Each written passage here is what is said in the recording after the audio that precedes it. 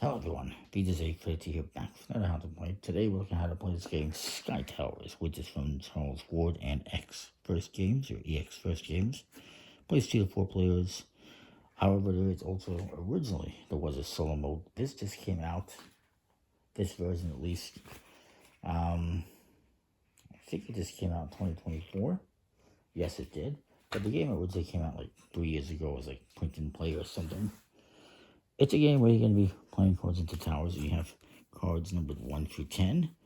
There are a couple of rules.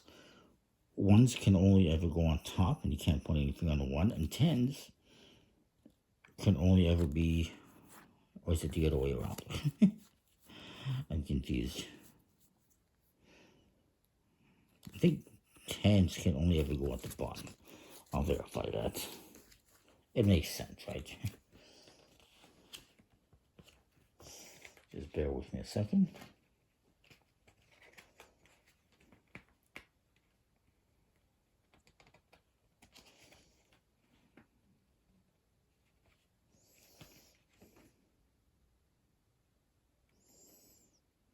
Yeah, you're going in at a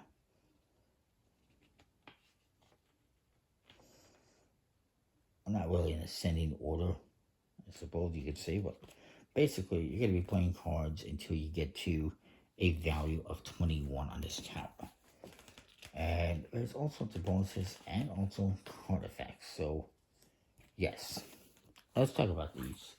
And as I mentioned here, we got some like replacement cards. Some of them Japanese, because this is from Japan, I suppose. And these cards, this one tells you the distribution of the cards.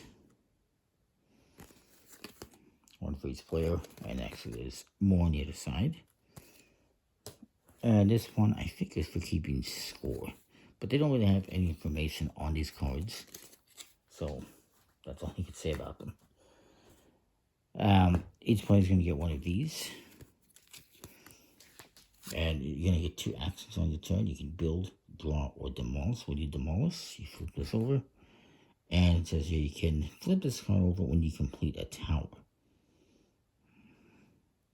Or maybe it's, I think that's the way it goes.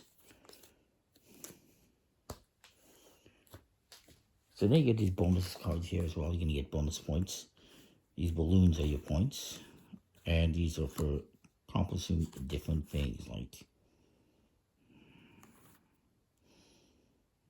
I purchased a tower with at least 4 4s or 4 5s in any legal order. This is a tower that just uses 3 7s. It's worth 5 points. The first person complete 3 towers, each containing a 10. This one tower cards from 6 to 1 in this exact order. Complete a tower with the last card in your hand, etc., etc. And they do say, you know, to for your first 2 games, play with fewer effect and bonus cards. But we can look at them anyway. So let's look at these cards. Each card has an effect, and you can use them or not. The 10 can only be your foundation. It can only be played at the bottom, nowhere else. The 1, as I was mentioning before, can only be the top and nowhere else. 2s lets you swap 2 cards. Yeah, regardless of how many cards you have, when you build with one of these, and this is when you build with these cards. So let's say I add this to here. I can then swap 2 cards with another player. They give me 2 cards, and then I give them 2 cards back. That's how it works.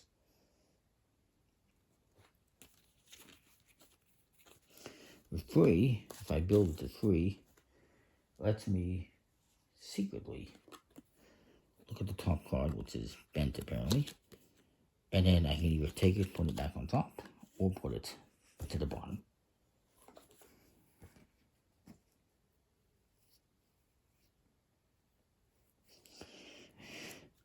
A 4 lets me rust, as it says. For 4, I can play as many forwards as I want on my turn to one tower.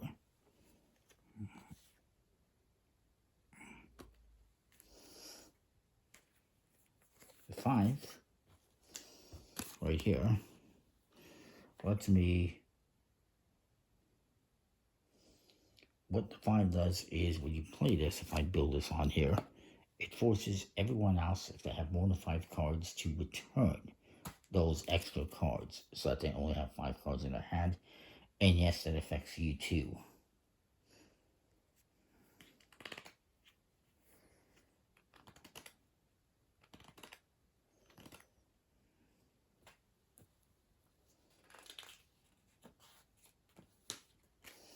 The 6, if I can find one, if you build this onto one of your towers, and again, this right now, I have to remove this. This would be 21, so this would be a completed tower. And what I would do with that tower, if I had built that, is I would take my card here, and I would put these under here for scoring. But let's say now we're going to do, well, I forgot to show you what the 6 does. The 6, basically, you can either ask an opponent for a specific card by numbers, or you can ask your friend Joe if he has a 5. And if they do, they have to give it to you. But if they don't, you get nothing. Or, optionally, instead of asking someone for a card, you can simply draw a card from the deck and add it to your hand. The 7 lets you take the top card from the deck. Let's say we have these, we're working on these towers. We have the deck over here. Lets you take this card from the top of the deck and put it here. And now this becomes available for anyone to use, for anyone to take on their turn. That's what the 7 is. Lets you reveal. Number 8 and 9 are mayhem.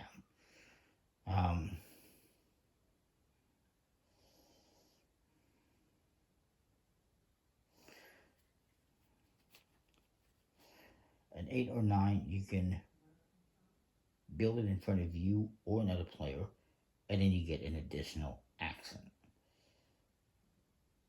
Additionally, if you complete your opponent's tower, they get the score at the end of the game as normal. Each tower, by the way, each card has different towers that are real towers, including also, I have to point out, the 8 and 9, if I can find it. Yeah, it's like Godzilla and King Kong on the 8 and 9. Now let's see the leading tower. There he is. Kind of cool. So again, kind of have some, let's look at how you play the game a little bit here. You're going to have these bonuses out. And you're going to have some cards. You got these. So these are the bonuses. These are the effects. These tell you what each card does. So maybe I should have been looking at that instead of the book. But it is what it is. So effectively, you're going to have these out here. You're going to have these bonuses out here. If they want to choose one of these bonuses, they take the card. And the interesting thing is, if I make this bonus, if somebody else does this bonus after me, they can steal it from me. So keep that in mind. Well, let's go into how you play the game properly.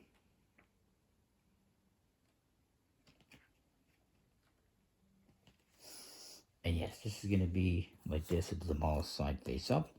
Once you demolish, you flip it, and now you have to complete a tower before you can demolish it. And you're going to be building these towers up, like I mentioned.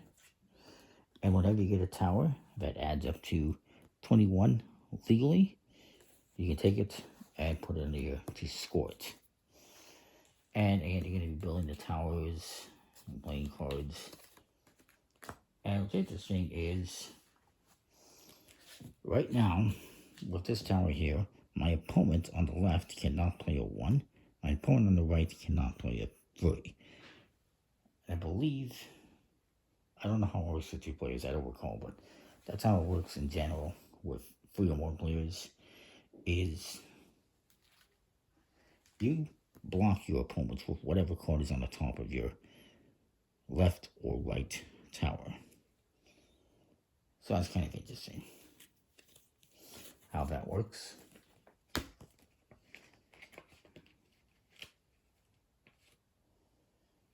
So yet on your turn, let me just double check a couple of things here.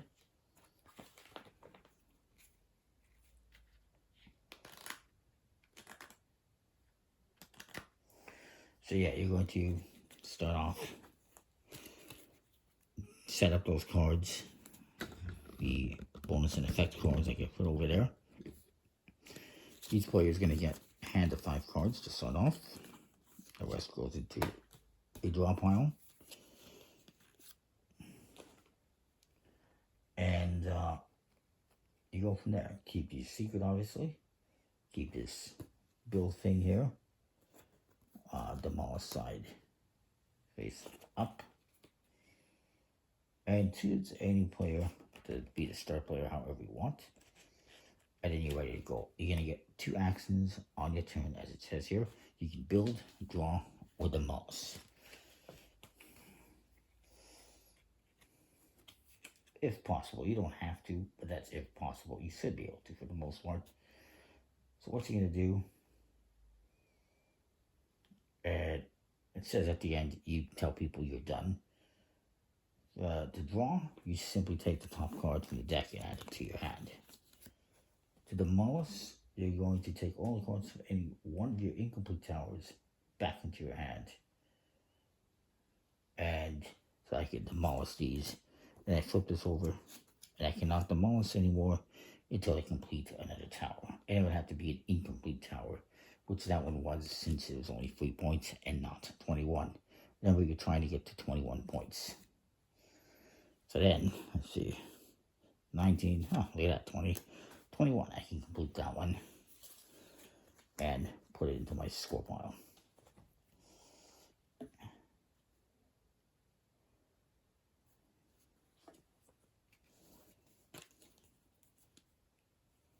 No, I can't, because that's not 21. I apologize. Bad math. I thought that was 4 fours. Anyway, that's basically how you're going to be doing things. There's information on building and blocking and the bonuses.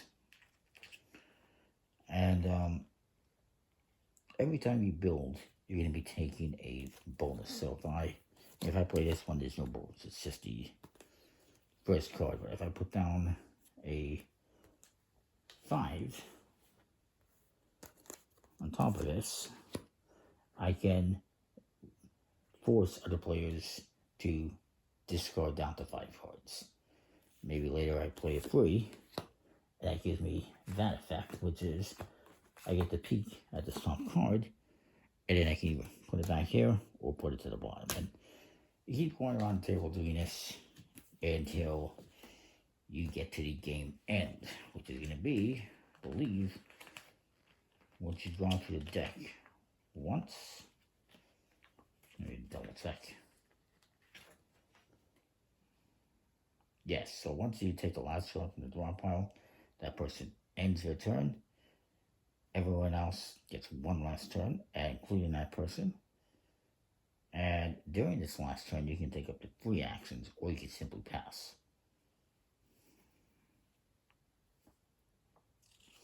And then the game ends. And then for scoring,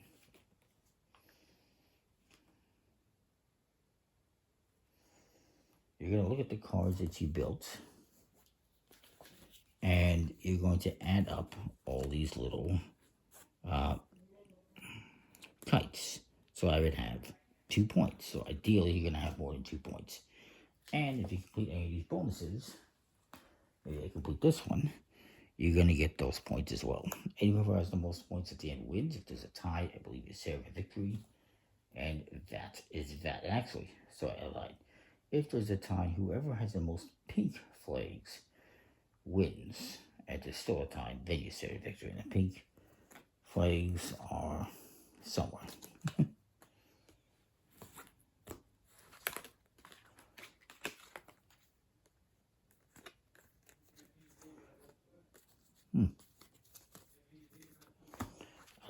the pink flags are. Oh, there you go. There's a pink flag right here. So those are going to be the tiebreaker. Strategy game, in a nutshell. I apologize if it's a little bit all over the place, but that is that. Comment, like, subscribe, and what you think. We'll see you next time. Thanks for watching.